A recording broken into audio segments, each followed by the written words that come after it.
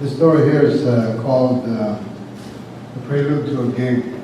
This was the time when I think Keystone Corner was around here someplace. So I'll refer to some places that were historically here, but sometimes no longer here. I don't know how the hell to find that place in mythology. Wow, okay.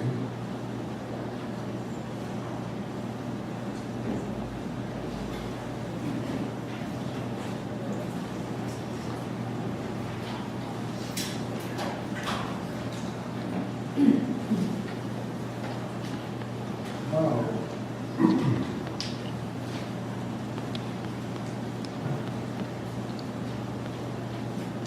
Okay, I can't seem to find the story here. I found it there a little while ago.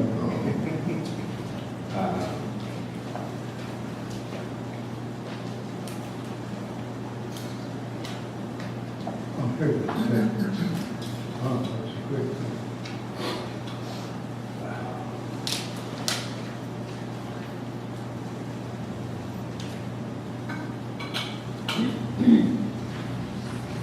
Sorry about this. I found it right there. Oh, it is. Okay, yeah. So this one is called A Prelude to a Gig, right? There's a story behind this story, but I won't read the story, so I won't tell you the story. But I mean, in San Francisco, everybody's favorite city, the city that knows how to, the city that knows how, as Herb Cain used to say. One grew up with musicians and artists and writers, walking its steep and windy streets in almost every neighborhood. This is the story of two artists. One is kind of a famous one, and one not so famous, but it's going to be famous tonight. Charles Mingus, the legendary bass jazz composer, came in from the San Francisco autumn mist for a game of pool because he had a couple of hours to kill before his performance at the Keystone Corner near Chinatown and Manila Town. Big droplets of slanted rain shone in the car's headlights as they maneuvered the arduous streets on this particular night during the era of the 50s, merging and forging into the 60s. The Mabuhay restaurant was one of the favorite hangouts of Filipinos. It was owned by the Brotherhood and Sisterhood of the Dima Salang, one of the largest and influential Filipino organizations at the time. And it is said that writers such as Carlos Bolosa and P.C. Morante, Stanley Garibay, and many others hung out there during their stay in San Francisco when they wrote pieces for the local Filipino papers and journals. The Mabuhay had a mid-sized counter and several tables for eating. In the back, where happens the real action, as in this case, behind a flimsy, faded curtain that split in half, were 3 pool tables, a big brass spittoon on the floor, hat racks and coat racks, benches that lined the walls, tin can ashtrays spaced evenly over another counter, and a light bulb above each table. In the pool hall, smoke from cigars and cigarettes floated hazily up, becoming distinct shapes where the shafts of light had pierced the room. The game of pool was Mr. Mingus's undoing. Mingus wanted to wait out the hard part of the rain before his gig. He had a couple of hours, he said, when he saw the sign, Mabuhay Restaurant, food and pool. It would be a perfect combination for his wait in the rain before his gig up in the street at the Keystone Corner. But as it turned out, like most seemingly perfect beginnings, it was a disaster. For at the pool hall of the Mabuhay Restaurant, he had the misfortune of playing Yao Yao, the Pinoy hustler from Mindanao. Charles Mingus was a large black man, and Yao Yao slightly smaller than a medium Filipino. Charles Mingus put his big instrument case down beside the floor, beside the door as he checked out the place, seeming to take a liking to it right away. He flicked off the beads of raindrops from his long black woolen coat as he took it off and hung it on the rack sticking out of the cement wall. "Hi, how you all doing?" he smiled. After a while he said, "The sign outside said food and pool. I see only food tables. Where are the other tables?" "Oh, they're right behind that curtain, in the back." Manong Al, an old-timer who was not that old and who himself dabbled with the jazz piano, volunteered to reply. "Are you going to eat first? You know Filipino food?" "Hey, I love that shit," he said. "Can't get enough of it." He lifted his scarf off his neck and hung that with his coat as well. "But I never eat before I play," he said, opening up his palms, hands up, palms up, like a preacher blessing his congregation.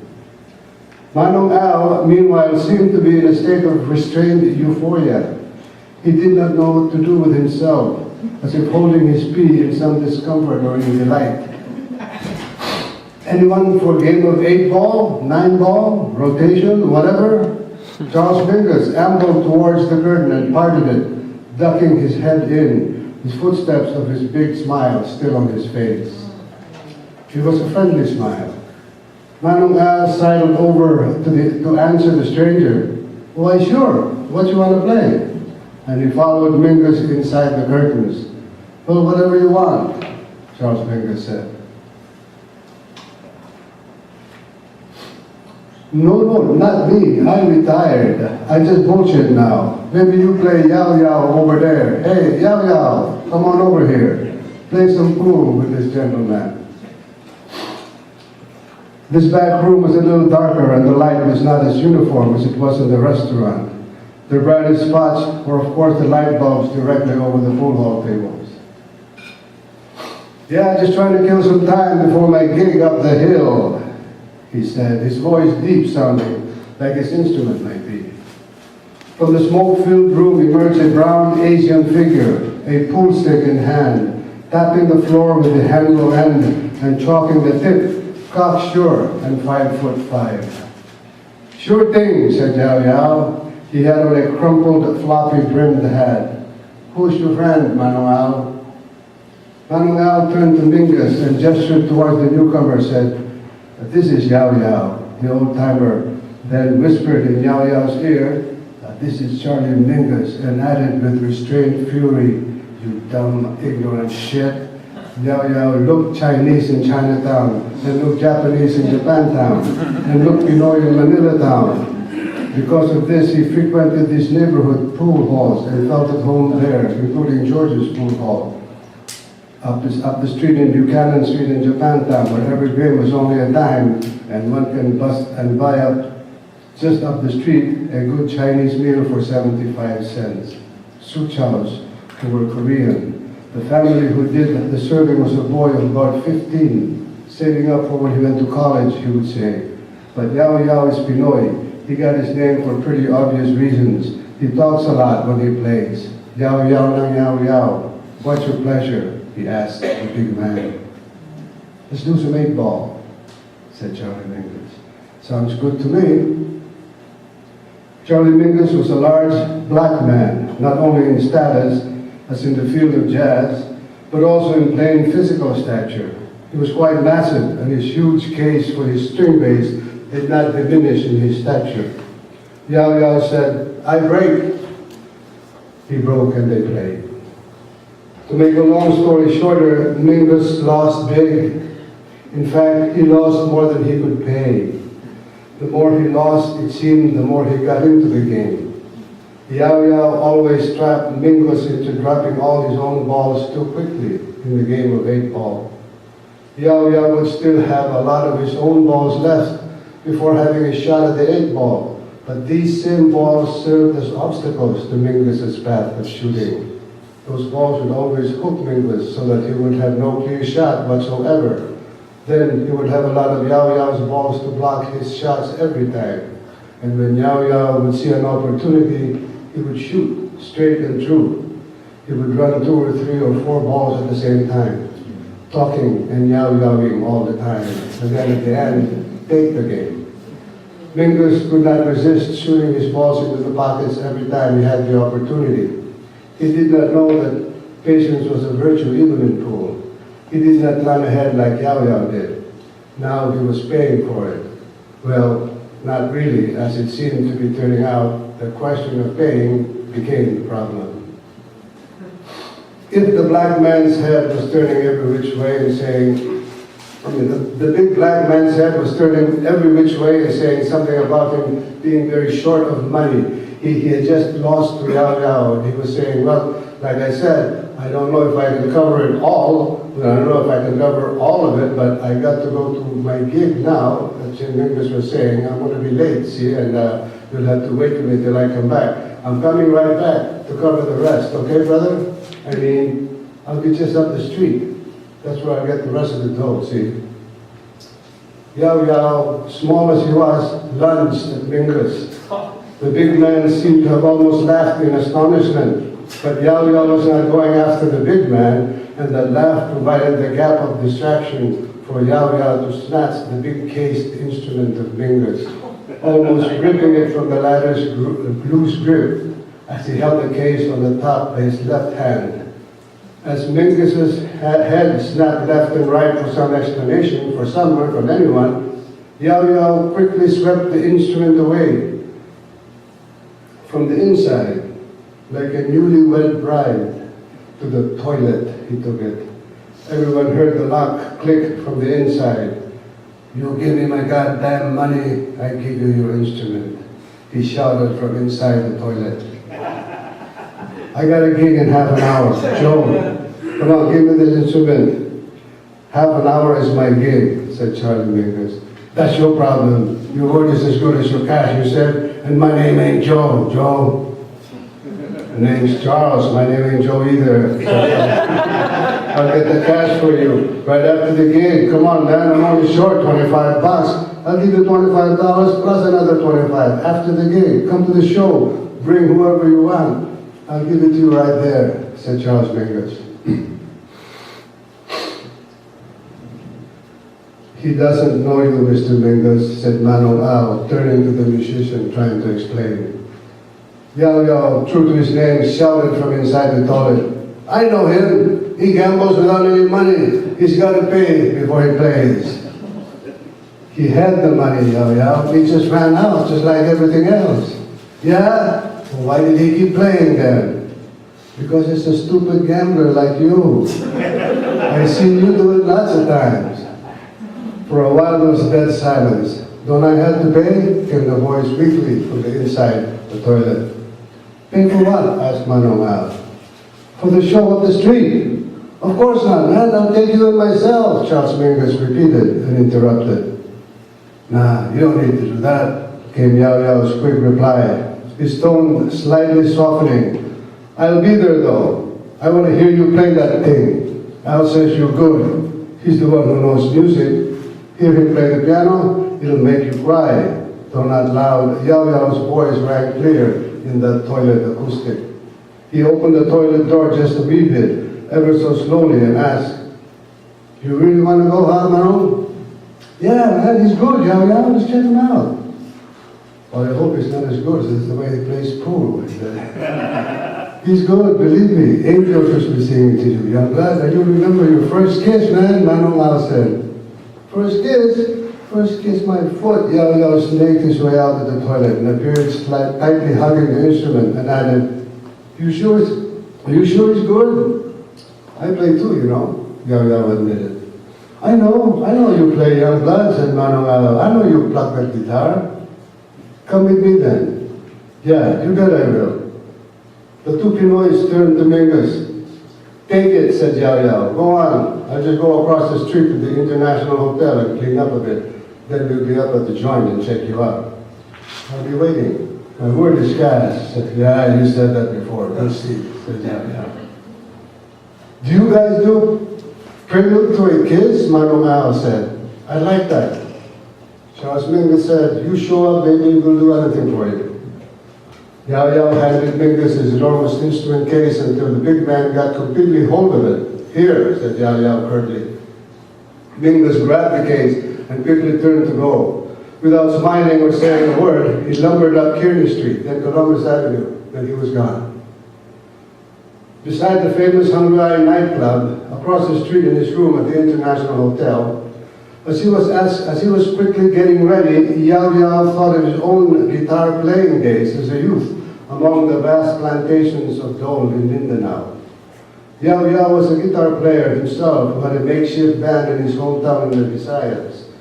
It was a ragtag type of a band with one string bass grounded on an upside-down wash basin, a washboard for some fancy percussion, a guitar and or a ukulele, and for vocals, whoever was drinking and or handy at the time. He played guitar with a lot of spontaneity, the way he played pool all his life, so he could be considered a jazz man, only his text was Filipino music with contemporary mainstream U.S. music around the Second World War era. But this Charlie Mingus fellow he had never heard of before. He put on a fresh dip of 3 Flowers brilliantine pomade, then put on his floppy brimmed hat. He was ready to step out. He met Manong Al waiting at the lobby and started walking towards the Kearny Street corner, the Keystone corner. Manong Al, unlike most of the Manongs here in Manila town, was born and raised in the city, never been to the Philippines. Manong Al was 10 years senior to Yao Yao, but they always talked like peers. Just as they were passing the police station about a block away from the joint, Yao Yao asked, "Are you sure about this Mingus cat, Manong?" "Yeah, man, he's the real McCoy. You're glad. Ain't you heard of Charlie Mingus, man? That's him," said Manong Al. "Mingus my ass," said Yao Yao. "He owes me money and he's got to pay." "I told you, he's the fucking legendary jazz musician, you idiot." "Ah, Mingus gonna Mingus my ass," Yao Yao said. "What kind of a musician are you?" said Manong Al. "You don't even know the masters of your trade." "Well, I'm the kind who can play pool good," he said. When they turned the corner, they saw a line at the ticket booth, hidden under the awning. Folks smoking and making small talk, their collars turned up against the wind and the misty rain. The gig was about to start, but there was some commotion at the bar inside. Yao Yao spotted Charlie Mingus through a crowd of people, and he in turn saw Yao Yao. Mingus waved and smiled and immediately talked to someone near him, gesturing towards Yao Yao near the ticket booth. Before Yao Yao and Manong Al got their turn on the line at the ticket booth, someone from the joint came up to them and whispered something in their ears, whisking them away to a choice seat, front and center. Then the show began. Mingus, when the music started, seemed to have forgotten about Yao Yao altogether. He never looked at him once. First, the music started hovering around Yao Yao's sentimental rememberings. He recognized some of the tunes, but it was the notes themselves and their sounds that took Yao Yao away. Each note rang crystal clear, and the tone that came out of the trumpet player resonated in his brain, even when he was not playing anymore. The musicians played independent of, yet essential to each other. Like smoke from the pool hall lazily drifting into the night, the saxophone came in as subtle as the rain. He was not familiar with any of the players, but Yao Yao loved the sounds they orchestrated. The saxophone's silky maneuverings took him away, past remembering, and behind it all persisted in the pulse of Mingus's bass. Somewhere, somehow, he heard the rondallas of his hometown in the Philippines. There, they played Prelude to a Kiss for Manong Al, and they called and mentioned his name and told the audience that he too played some, and if he would like to dabble with the piano, and they could all play along together on stage. "Hell yeah, that's my favorite," Al said, and he jumped up on the stage, leveraged by his arm. He played and they all played along with him, and Yao Yao was carried away with the well-deep days of his childhood in the Visayas and the wandering days in Mindanao. After the show, Mingus came up to Yao Yao and paid off the 25 plus 25, $50. "Here," said Mingus, "I got the man to give it a nice pay in advance." This time it was Yao Yao who did not look at Mingus or the money. He just quickly took it and walked up to the tip jar by the edge of the raised stage area and said to Al, "God damn it," and he dropped the $25 in the jar. "Right, he is good." Then he turned and walked away without saying anything to Mingus. Walking back to Manila town, the steady rain that night, Yao Yao told Manong Al, "I didn't know music could be played that well." "Yes, this is what I've been trying to tell you for years," said Manong Al. "Take you from sad to glad in seconds," he said. "And for real too, real sad and real joy, you know? I saw the notes hovering like a rondalla before when I was young in the Philippines, you know? You tell that Mingus, Manong, you tell him that next time he comes to town, drop by and get a good old-fashioned meal from the Mabuhay restaurant. My treat, I robbed him of his dinner tonight." That's Yao Yao, still talking.